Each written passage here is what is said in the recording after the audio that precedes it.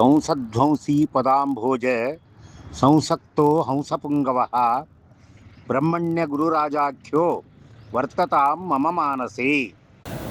ஸ்ரீகுருப்போ நம.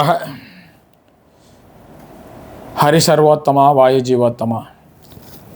சேலம் பாலாஜி என்ற இந்த யூடியூப் சேனலுக்கு உங்களை மீண்டும் வரவேற்பதில் நான் பெருமகிழ்ச்சி அடைகிறேன். நம்ம என்ன பார்த்துட்டு இருக்கோம்னா, தாசர் பதங்களுக்கு தமிழ் விளக்கங்களை பார்த்து கொண்டு வருகிறோம். அதில் இது பார்த்திங்கன்னா 254வது எபிசோட். ஏதாவது அந்தந்த இதில் வாரம் பார்க்கும்பொழுது அங்கே ஏதாவது ஒரு நிகழ்வு இருந்தால், அது சம்பந்தப்பட்ட பாடல்கள் இருந்தால் அதை எடுத்துக்கொண்டு அதற்கு நாம் அர்த்தங்கள் கூறிக்கொண்டு வருகிறோம். அந்த வகையில் பார்த்திங்கன்னா, நேற்று ஏகாதசி, வைசாக பகுல ஏகாதசி பிரம்மண்ய தீர்த்தருடைய ஆராதனை இருந்தது. அப்பூரில் இருக்கார் இல்லையா பிரம்மண்ய தீர்த்தர், அவருடைய ஆராதனை இருந்தது. ஸோ அதனால் அவர் மேலே நரசப்பதாசர் அப்படின்னு சொல்லிட்டு நம்முடைய ஜெகநாததாசர் இருக்கிறார் இல்லையா, அவருடைய தந்தையார் நரசப்ப குல்கர்ணின்னு பேர். அவர் பேக்வாட், அதாவது ராய்ச்சூர் ஜில்லா மான்வி தாலுக்காவில் இருக்கிற பேக்வாட் அப்படிங்கிற ஒரு கிராமத்தில் அவர் குல்கர்ணியாக கணக்கு புள்ளியாக இருந்தவர். அவர் பேர் நரசப்ப குல்கர்ணின்னு பேர். அவருடைய மகன் தான் நம்முடைய ஜெகநாததாசர். அவரும் நரசிம்ம விட்டலா அப்படின்ற அங்கத்தில் பாடல்கள் எழுதி கொண்டிருந்தார். அதில் ஒரு பாடல் தான் இந்த பாடல். அதாவது அவர் என்ன பண்ணியிருக்காருனாக்கா, அப்பூர் போய் அந்த பிரம்மண்ய தீர்த்தரை தரிசித்து அவரை புகழ்ந்து எழுதிய பாடல் தான் இது. ஸோ அதை தான் இந்த தடவை பிரம்மண்ய தீர்த்த ஆராதனையை முன்னிட்டு நம்ம எடுத்துக்கொண்டிருக்கோம். பிரம்மண்ய தீர்த்தர சரணாப்ஜ யுக்மவ சம்பரமதலி சேவிப்பே அப்படிங்கிற ஒரு பாடலை தான் எடுத்துக்கொண்டிருக்கிறோம். இந்த பாடல் அதாவது நேற்று ஆராதனை முடிஞ்சிருச்சு. அதாவது நம்ம என்ன பண்ணுறோம்னா, முடிஞ்ச வரைக்கும் ஆராதனைக்கு முன்பு போடுறதுக்கு ட்ரை பண்ணுறோம். அது முடியலைன்னா ஆராதனை முடிஞ்சதுக்கப்புறம் ட்ரை பண்ணுறோம். ஏன்னா பிரம்மண்ய தீர்த்தர் மேல் அவரை புகழ்ந்து பாடிய பாடல்கள் ரொம்ப குறைவு. அது கிடைக்கிறது கொஞ்சம் கஷ்டமாயிடுச்சு. அது பாடுறதுக்கு ஆள் கிடைக்கிறதும் கஷ்டமாயிடுச்சு. அதனால் கொஞ்சம் ஒரு சின்ன டிலே ஆகிடுது. அது இந்த பாடல் போகிறதுக்கு முன்னாடி நம்ம பிரம்மண்ய தீர்த்தரை பற்றி ஒரு 4 வரி பார்த்துட்டு போவோம். அதாவது பிரம்மண்ய தீர்த்தருடைய இயற்பெயர் பார்த்திங்கனாக்கா நரசிம்மான் பேர். அவர் அப்பூரை சேர்ந்தவர். அது எங்கே இருக்குதுனாக்கா, சென்னப்பட்டினா பக்கத்தில் இருக்குது. அப்பூர்னு ஒரு ஊர் இருக்குது, அந்த ஊரை சேர்ந்தவர். அங்கே ராமாச்சாரியா அப்படிங்கிற ஒருவருக்கு மகனாக பிறந்திருந்தார். அந்த ஊரில் புருஷோத்தம தீர்த்தர் அப்படின்னு சொல்லிட்டு ஒரு சன்னியாசி, அதாவது இந்த மத்வாத சித்தாந்தத்தில் வழியில் வந்தவர்கள் அவர்கள். அதாவது என்ன சொல்கிறாங்கன்னாக்கா, மத்வாச்சாரியர் காலத்திலும் நரகரி தீர்த்தத்தில் இருக்கும்பொழுது நிறைய பேரை என்ன பண்ணாங்கன்னா, அத்வைத்தத்திலேருந்து துவைதத்துக்கு மாறினார்கள். அப்படி மாறியவர்கள் என்ன பண்ணாங்க, வேறு வேறு இடத்துக்கு இடம்பெயர செய்து அங்கே மறுபடியும் துவைதத்தை பரப்பினார்கள். அந்த வகையிலே ஒரு 60 குடும்பங்கள் ஆந்திராவிலிருந்தும் கர்நாடகாவிலிருந்தும் இந்த அத்வைத்த சித்தாந்தத்திலிருந்து துவைத சித்தாந்தத்துக்கு மாறினார்கள். அவர்களெல்லாம் ஆச்சாரியரை சந்தித்து நரஹரி தீர்த்தரால் பிரச்சாரம் செய்யப்பட்டு அவர் மத்வாச்சாரியரை சந்தித்து அவருடைய முத்ராதரனை பெற்றுக்கொண்டு மாதுவர்களாக மாறினார்கள். அவர்கள் எல்லா இடத்துக்கும் பிரிந்து சென்று அதுக்கப்புறம் வர ஆரம்பிச்சு. அந்த ஒரு குடும்பத்துக்கு தான் என்ன சொல்லணும்னா, அந்த ஒரு குரூப் இருக்காங்களே, அவங்களுக்கு என்ன சொன்னால் அறுவத்தொக்குழு அப்படின்றோம். இப்பவும் தமிழ்நாட்டில் நிறைய அறுவத்தொக்குழு பார்க்க முடியும். ஆர்வேலு அறுவத்தொக்குழும் நிறைய குரூப் இருக்குது. அதில் அறுவத்தொக்குழுங்கிற குரூப் இது மாதிரி வந்த குரூப். ஸோ இதில் ஒருவர் வந்தவர் தான் இந்த நம்ம ராமாச்சாரியா. அவருடைய குருவாக இருந்தவர் புருஷோத்தம தீர்த்தர். ஸோ அவர் என்ன பண்ணுறாருனாக்கா, இவர் நம்ம நரசிம்மன் 7 வயதாக இருக்கும்போது அவரிடம் பாடம் படிக்க அனுப்புகிறார். அங்கே அவர் பாடங்களை கற்றுக்கொண்டு அவரிடம் சன்னியாசத்தை ஏற்றுக்கொள்கிறார். இவருக்கு பிரம்மண்ய தீர்த்தர் அப்படின்னு பட்டம் கொடுத்து சன்னியாசம் கொடுக்கிறார். இவருடைய காலம் இருந்தது என்ன பார்த்தீங்கன்னா 1460லேருந்து 1467 வரைக்கும். ஸோ இவர் என்ன பண்ணுறாருனாக்கா, பிரம்மண்ய தீர்த்தருக்கு தான், பிரம்மண்ய தீர்த்தருடைய சிஷ்யன் தான் பார்த்திங்கனாக்கா நம்ம வேசராஜரும். வேசராஜர் ஸ்ரீபாதராஜர்கிட்ட போய் பாடம் படித்து மேலே வராரு. இந்த பிரம்மண்ய தீர்த்தரும் ஸ்ரீபாதராயரும் பார்த்திங்கனாக்கா சித்தப்பா பெரியப்பா பசங்க, சின்னம்மா பெரியம்மா பசங்களோ சித்தப்பா பெரியம்மா பசங்களோ அது மாதிரி பிரதர்ஸ், அவங்க கசின் பிரதர்ஸ். ஸோ இத்தகைய பிரம்மண்ய தீர்த்தருடைய ஒரு பிருந்தாவனம் கன்வா நதி தீரத்தில் அப்பூரில் இன்றைக்கும் இருக்குது. நல்ல ஒரு அமைதியான ஒரு சூழ்நிலையிலே ஒரு நிறைய லேண்டெல்லாம் இருக்கும். அதுக்கு நடுவில் அமைதியான ஒரு சூழ்நிலையில் இருக்கிறது. நீங்களும் அங்கே சென்று வாருங்கள். மிகவும் பிரசித்தி பெற்ற சக்தி வாய்ந்த பிருந்தாவனம். அவருடைய ஆராதனை இப்போ தான் முடியுது. ஸோ அவர் சூர்யாம்ச சம்பூத்தரோ அப்படிம்பாங்க, சூரியனுடைய அம்சமாக திகழ்ந்தவர் அவர். அதனால தான் பார்த்திங்கன்னா இப்போவும் அவருடைய பிருந்தாவனத்துக்கு மேலே கூரையே கிடையாது. அவர் சூரியன் அம்சங்கிறதுனால சூரியனோட ஒளி அவர் மேலே படும்படியாக தான் வைத்திருக்கிறார்கள். அவர்களும் நிறைய ரினோவேட்லாம் பண்ணும்போது அதுக்கு மேலே கட்டடம் கட்டணும்னு நினச்சாங்க. ஆனால் அவர் வந்து அந்த சன்னியாசியோட கனவுல சொல்லி எனக்கு மேலே கூரை கட்டாதீங்கன்னு சொல்லிட்டாரு. ஸோ அது இல்லாமல் தான் இருக்குது. நோய்களை தீர்ப்பவர். அங்கே போய் நீங்கள் சேவை பண்ணிங்கன்னா நீங்கள் என்ன கேட்குறீங்களோ அது கிடைக்கும். மறக்காமல் ஒரு முறை அப்பூர் சென்று பிரம்மண தீர்த்த பிருந்தாவனத்தை கண்டு தரிசித்து அவருடைய அருள் பெற்றுக்கொள்ள வாருங்கள். இப்போ இந்த பாடலை யார் பாடியிருக்காங்கன்னு பார்த்தீங்கன்னா, நம்ம நங்கநல்லூர்லேருந்து பாலாஜி விட்டல் பாடியிருக்கிறார். ஏன்னா இந்த மாதிரி அரிய பாடல்களை எடுத்து கொடுப்பதே நம்மளுக்கு பாலாஜி விட்டல் தான். எனக்கு அவர் மேலே இவர் மேலே பாட்டு வேணும்னா எனக்கு கிடைக்காம தேடினேன்னாக்கா ஒன்றா நம்ம பொள்ளாச்சி ராமூர்த்தி மாமா கொடுப்பார், இல்லைன்னா நங்கநல்லூர் பாலாஜி கொடுப்பாங்க. ஸோ அந்த வகையில் இந்த தடவை பாலாஜி கொடுத்துருக்காரு. நான் என்ன சொன்னேன், நீங்களே பாடி கொடுத்துருங்க பாலாஜி அப்படின்னு. அவரே இந்த பாடலை பாடி கொடுத்துருக்கிறார். அவரை பற்றி நான் நிறைய சொல்லிவிட்டேன். தாச சாகித்யத்திலே மிகவும் தேர்ச்சி பெற்றவர். எந்த பாடலை எப்போ கேட்டிங்களும் மனப்பாடமாக பாடக்கூடாது. எத்தனை ஆயிரம் பாடல் அவருக்கு இருக்குமோ எனக்கு தெரியல, அர்த்தங்களையும் கரெக்டாக சொல்லக்கூடியவர். ஸோ அத்தகைய ஒரு திறமை வாய்ந்த ஒரு நண்பர் நம்முடைய நங்கநல்லூர் பாலாஜி விட்டல். அவர் தான் இந்த பாடலை பாடியிருக்கிறார். இப்போ நம்ம என்ன பண்ணுவாங்கன்னா, முதல்ல நம்ம நங்கநல்லூர் பாலாஜி விட்டல் அவர்கள் பாடிய பாடலை கேட்போம். அதற்கு பிறகு பாடலுக்கான அர்த்தத்தை பார்ப்போம். வாங்க பாலாஜி விட்டல் பாடிய பாடலை கேட்போம். ಬ್ರಹ್ಮಣ್ಯ ತೀರ್ಥರ ಚರಣಾಬ್ಜಯೋಗ್ಮವ ಸಂಭ್ರಮದಲ್ಲಿ ಸೇವಿಪೆ ಅಂಬುಜ ಬಂದು ಸನ್ನಿಭಸಾದು ಎನ್ನುತ್ತ ಶ್ರೀ ಕುಂಬಿಣಿ ಮುನಿವರ್ಯರ ಆರ್ಯರ ಬ್ರಹ್ಮಣ್ಯ ತೀರ್ಥರ ಚರಣಾಬ್ಜಯೋಗ್ಮವ ಸಂಭ್ರಮದಲ್ಲಿ ಸೇವಿಪೆ ಅರ್ತಿಕಲ್ಪ ಧ್ರುವ ಅನುಪಮ ಗುಣಭೌಮ ಸಪ್ತಮಂಗಳ ಸನ್ನಿಭಾ ನಿತ್ಯ ಪುರುಷೋತ್ತಮ ತೀರ್ಥರಂದು ಮತಿ ಸೌಮ್ಯ ಮತ್ತ ಪರ್ವತ ಕುಲಿಶ ಧೀರೇಶ ಬ್ರಹ್ಮಣ್ಯ ತೀರ್ಥರ ಚರಣಾಬ್ಜಯೋಗ್ಮವ ಸಂಭ್ರಮದಲ್ಲಿ ಸೇವಿಪ ಸಿದ್ಧಿದ್ದ ಊರ್ಧ್ವ ಪುಂಡ್ರ ಶ್ರೀ ಮುದ್ರೆಗಳಿಂದ ಸಂಶುದ್ಧ ಮಂಗಳ ಗಾತ್ರರ ಹೃದ್ರೋಗ ಅಳಿದು ಸಂಸದ್ವಿದ್ಯೆಗಳ ನೇತೋ ಉದ್ಧಾರ ಮಾಡಲೆಂದೋ ನಾ ಬಂದೋ ಬ್ರಹ್ಮಣ್ಯ ತೀರ್ಥರ ಚರಣಾಬ್ಜಯೋಗ್ಮವ ಸಂಭ್ರಮದಲ್ಲಿ ಸೇವಿಪ ಶಿಷ್ಯರುಗಳು ತಂದ ಭಿಕ್ಷಾನ್ನಗಳ ನಂದೋ ಪ್ರೋಕ್ಷಿಸೆ ಮಂತ್ರದಿಂದ ತಕ್ಷಣ ಕಲ್ಪಿಸಿದಂತ ಗೈವ ಧೀರ ದೇವ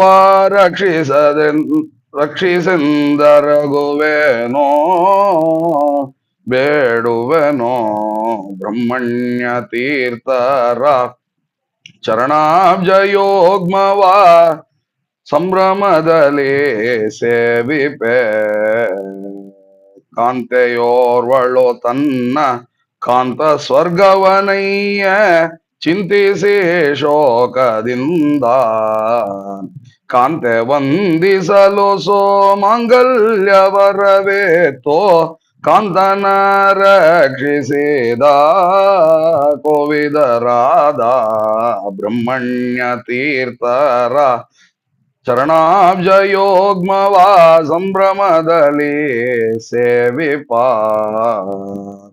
ಕುಂದದೆಂದೋ ಸನ್ಮುನಿ ವೃಂದದೊಡನೆ ಮಹಾ ವೃಂದಾವನದಿ ಶೋಭಿಪ ಇಂದಿರೆ ಅರಸ ನರಸಿಂಹ ವಿಠಲನ ಸನ್ನಿದೇವರ ಪಾತ್ರರ ಪುತಾತ್ಮರ ಬ್ರಹ್ಮಣ್ಯ ತೀರ್ಥರ ಚರಣಾಬ್ಜಯೋಗ್ಮವ ಸಂಭ್ರಮದಲ್ಲಿ ಸೇವಿಪೆ ಅಂಬುಜ ಬಂದು ಸನ್ನಿಭಸಾದು ಎನ್ನುತ್ತ ಶ್ರೀ ಕುಂಬಿಣಿ ಮುನಿವರ್ಯರ ಆರ್ಯರ ಬ್ರಹ್ಮಣ್ಯ ತೀರ್ಥರ ಚರಣಾಬ್ಜಯೋಗ್ಮವ ಸಂಭ್ರಮದಲ್ಲಿ சேவிப்பே.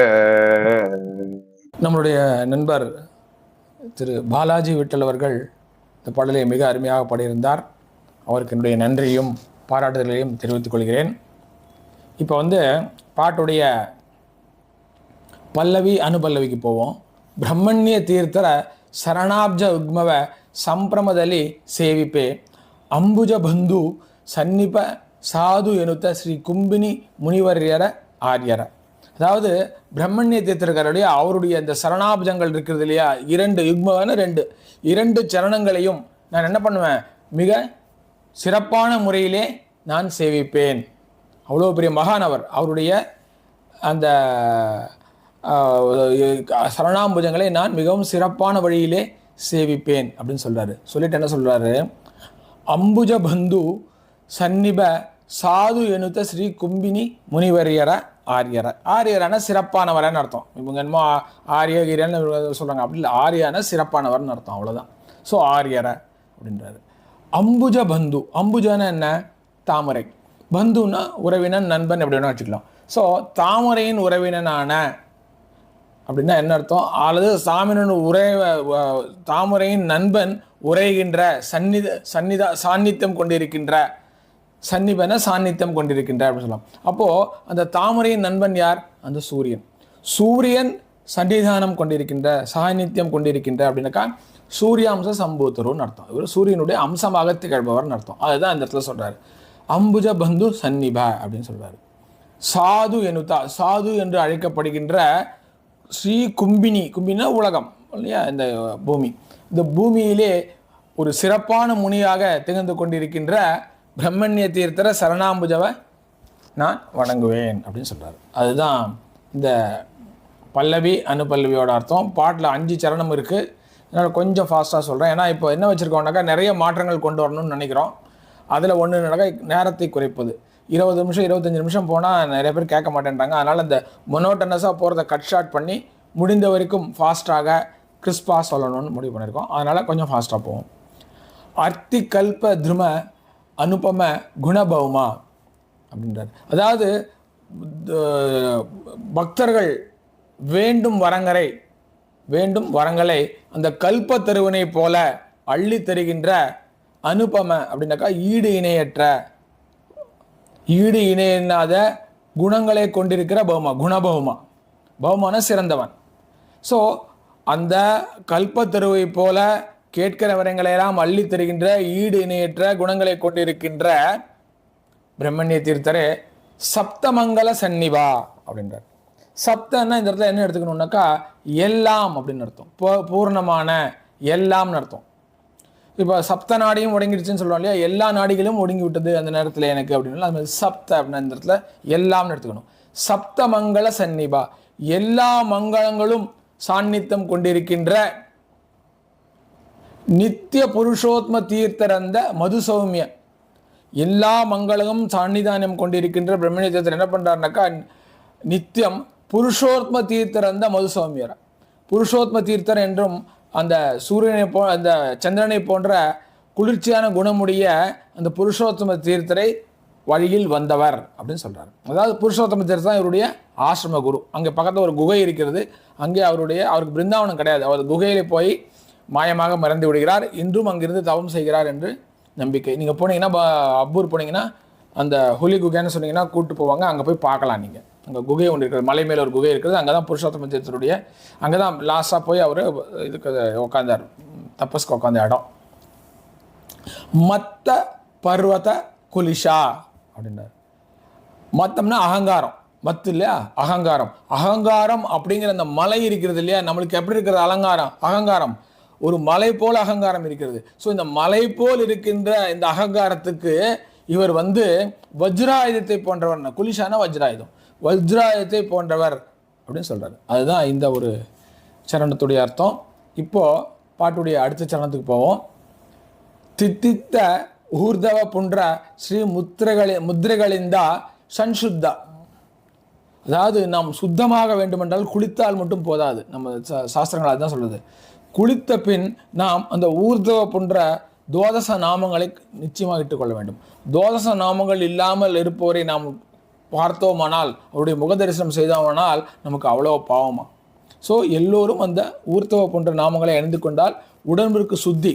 அதனால தான் இங்கே சொல்கிறாரு, இந்த ஊர்த நன்றாக வைக்கப்பட்ட தித்தித்தன நன்றாக திருத்தமாக வைக்கப்பட்ட இந்த ஊர்த்தவ போன்ற ஸ்ரீமுத்திரைகள் இருக்கிறது இல்லையா, அதை அணிந்து அதன் மூலமாக சுத்தமானவர் இவர். சன்சுத்த அப்படின்னா அதன் மூலமாக நல்ல சுத்தத்தை பெற்ற மங்கள காத்திரர மங்களமான உடலை உடையவர், தேகத்தை உடைய பிரம்மண்ய ತೀರ್ಥரை ಹಿತ್ರೋಗ ಕಳೆದು ಸಂಸತ್ ವಿದ್ಯೆಗಳಿನಿತ್ತು ಉದ್ಧಾರ ಮಾಡಲೆಂದು நான் வந்து என்ன பண்ணணும், ஹிருத்ரோக கழிது, இதயத்தில் இருக்கிற ரோகம் என்னது, அகங்காரம், ஆசை, பொறாமை, அஞ்ஞானம், சம்சார துக்கம், இது போன்ற வியாதிகள் நம்முடைய இதயத்தில் இருக்கிறது. இந்த வியாதிகளை களைந்து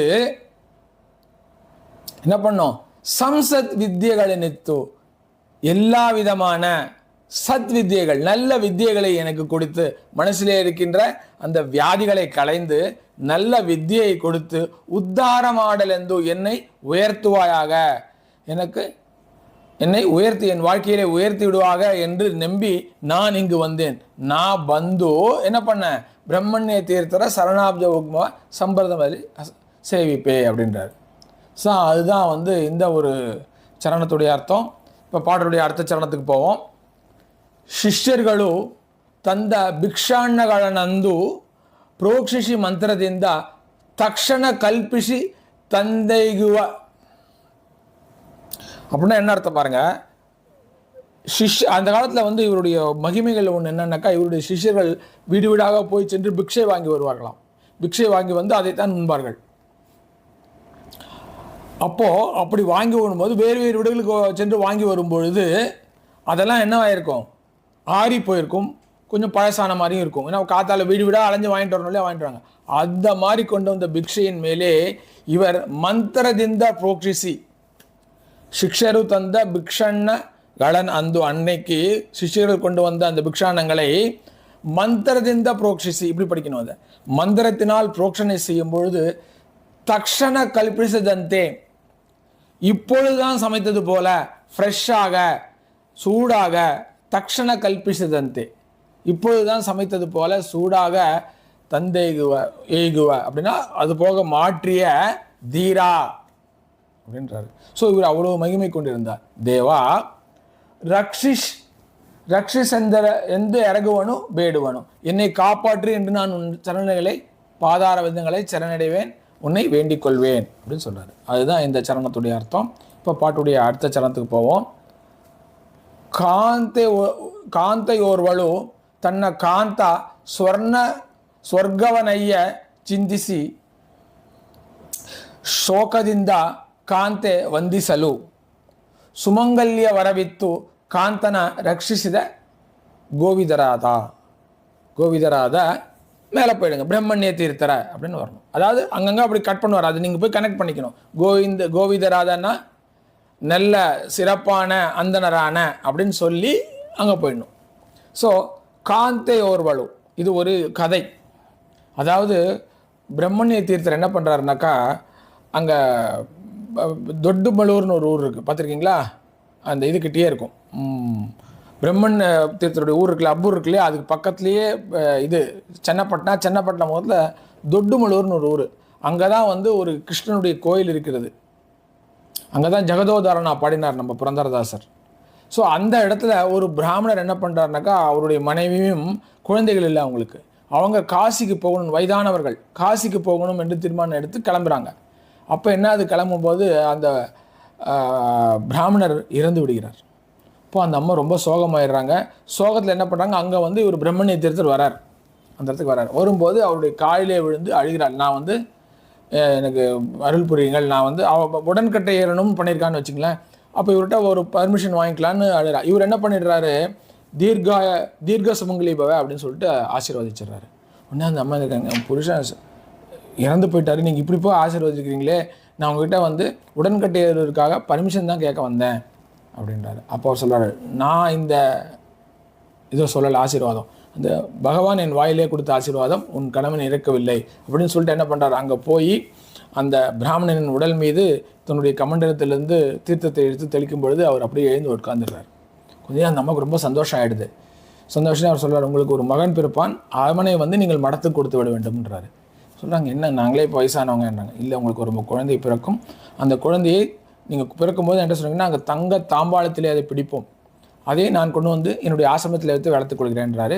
அதே மாதிரி ஒரு குழந்தையை பிரிக்கிறது, அந்த குழந்தையை தங்க தாம்பாளத்திலே பிடித்து கொண்டு வந்து பிரம்மண தீர்த்தம் கொடுத்து விடுவார்கள். அந்த குழந்தை பிரம்மண தீர்த்தத்திலே வளர்கிறது.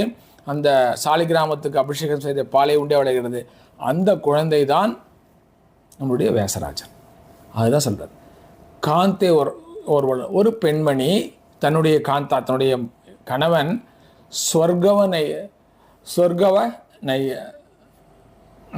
சொர்க்கத்தை அடைந்த பொழுது, அதாவது இறந்த பொழுது, சிந்திசி ஷோகதிந்தா வருத்தத்துடன் காந்தே அந்த பெண்மணி வந்திசலு வணங்கும் பொழுது சுமங்கல்ய வரவித்தோ தீர்க்க சுமங்கலி என்று வரத்தினை கொடுத்து காந்தன ரட்சிசித கோவிதராத பிரம்மண்ய தீர்த்தரோ அப்படின்னு சொல்லுவாங்க.